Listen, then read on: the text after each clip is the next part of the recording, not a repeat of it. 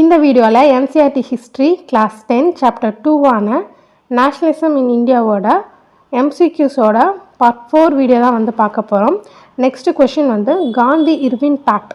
Gandhi Irwin pact was signed in இந்த Gandhi Irwin pact அப்படின்றது வந்து எப்போ சைன் பண்ணப்பட்டதுன்னு கேட்குறாங்க. இதுக்கான ஆன்சர் வந்து ஆன்சர் பி 1931.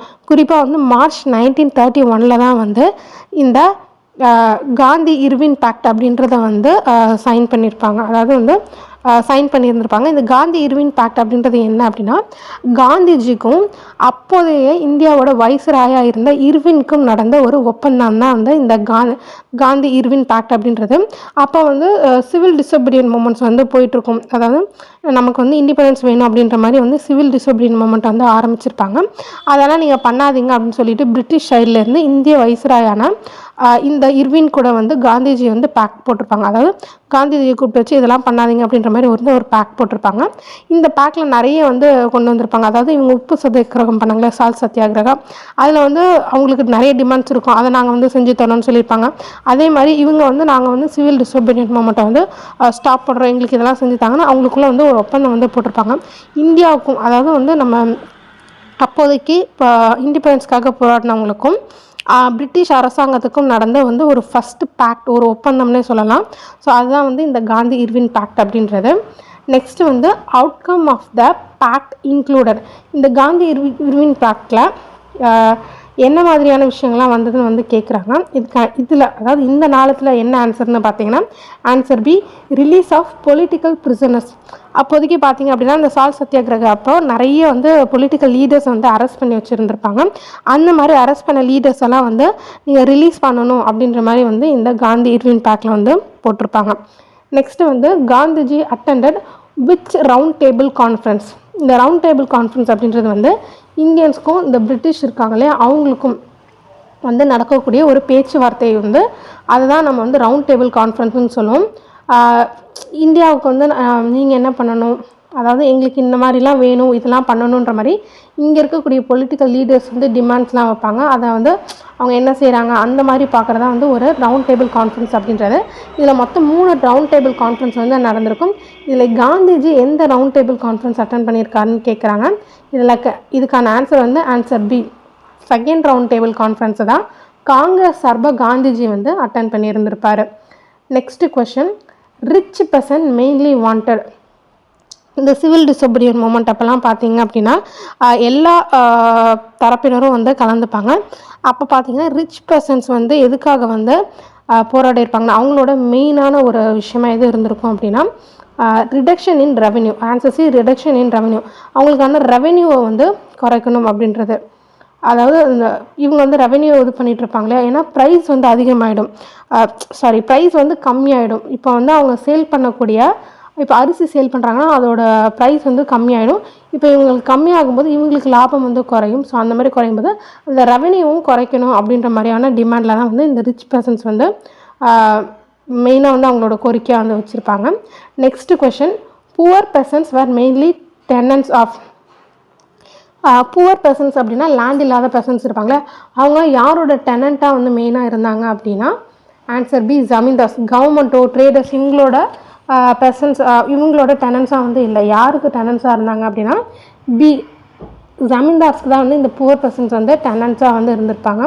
ஸோ நெக்ஸ்ட்டு வந்து Congress hesitated to support no rent campaigns due to fear of.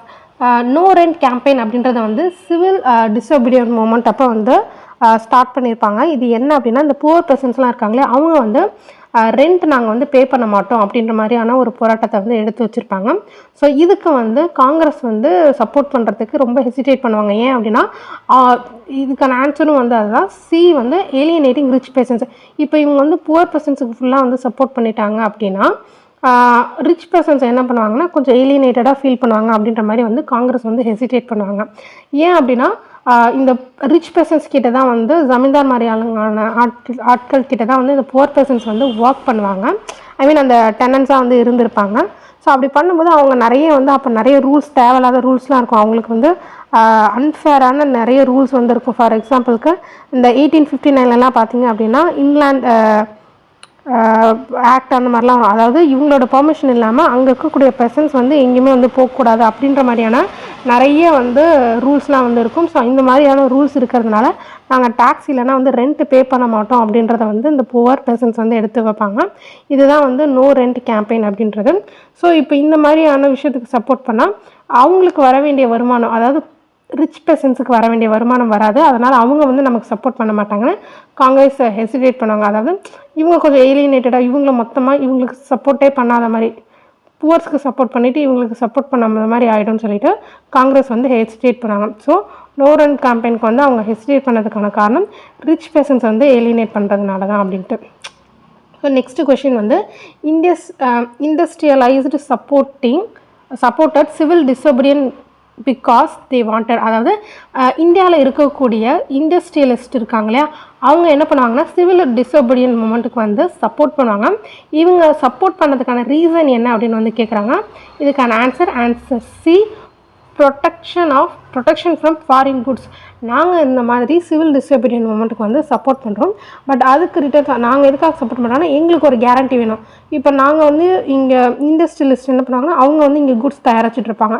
இப்போ ஃபாரின்லேருந்து வருது, அது வந்து கொஞ்சம் சீப்பாக இருக்குன்னா இவங்களோட மார்க்கெட் வந்து அடிபடும். ஸோ அந்த மாதிரி எங்களுக்கு நஷ்டம் ஏற்படாத அளவில் வந்து இந்த ஃபாரின் குட்ஸ்லாம் வந்து வரக்கூடாது அப்படின்ற மாதிரியான ஒரு ப்ரொடெக்ஷன் வேணும்னு தான் வந்து இந்த இண்டஸ்ட்ரியலிஸ்ட்லாம் என்ன பண்ணுவாங்கன்னா சிவில் டிசோபீடியன்ட் மூமெண்ட்டுக்கு வந்து சப்போர்ட் பண்ணியிருந்திருப்பாங்க. ஸோ நெக்ஸ்ட் கொஷின் வந்து which organisation was formed in 1927 by industrialist. 1927 industrialist வந்து என்ன ஆர்கனைசேஷனை வந்து ஃபார்ம் பண்ணாங்க அப்படின்ற மாதிரி வந்து கேட்குறாங்க. இதுக்கான ஆன்சர் வந்து ஆன்சர் சி, FICCI. இதோட ஃபுல் அப்ரிவேஷன் என்னன்னு பார்த்தீங்க அப்படின்னா federation of Indian chambers of commerce and industry அப்படின்றது. அதாவது இந்த இண்டஸ்ட்ரியலிஸ்ட்லாம் சேர்ந்து அவங்களுக்கான ஒரு ஆர்கனைசேஷன் வந்து ஃபார்ம் பண்ணியிருப்பாங்க. அதுதான் வந்து இந்த FICCI அப்படின்றது. இதை 1927 வந்து கொண்டு வந்திருப்பாங்க. ஸோ நெக்ஸ்ட் கொஷின் வந்து workers participated significantly in which region. Workers வந்து இந்த சிவில் டிசோபீடியன்ட் மூமெண்ட்டில் எந்த ரீஜனில் அதிகமாக வந்து சிக்னிஃபிகண்ட்டாக வந்து பார்ட்டிசிபேட் பண்ணாங்கன்னா இதுக்கான ஆன்சர் வந்து answer C, Nagpur. Next question which cap become a symbol of protest. நம்ம ப்ரொட்டஸ்ட் பண்ணுறதுக்கு எந்த வந்து ஒரு சிம்பிளாக யூஸ் பண்ணாங்க அப்படின்னா அப்போதைக்கு காந்தி கேப் அப்படின்றது. காந்தி கேப்னால் நீங்கள் சர்ச் பண்ணி பார்த்தீங்கன்னா தெரியும்.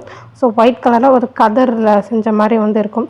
ஸோ அதை தான் வந்து காந்தி கேப் அப்படின்னு வந்து சொல்லுவோம். ஸோ அதை வந்து ஒரு ப்ரொட்டஸ்ட் சிம்பிளாக வந்து அப்போதைக்கு வந்து என்ன பண்ணிகிட்டு இருந்தாங்க அப்படின்னா யூஸ் பண்ணிகிட்டு இருந்தாங்க. இந்த காந்தி கேப்புன்றது தான் வந்து அவங்களோட ப்ரொட்டஸ்ட்டுக்கான சிம்பிளாக வந்து இருந்தது அப்படின்ற மாதிரி வந்து சொல்கிறாங்க. ஸோ இதோட இந்த வீடியோ வந்து முடியுது. நெக்ஸ்ட் வீடியோவில் பார்க்கலாம். தேங்க்யூ.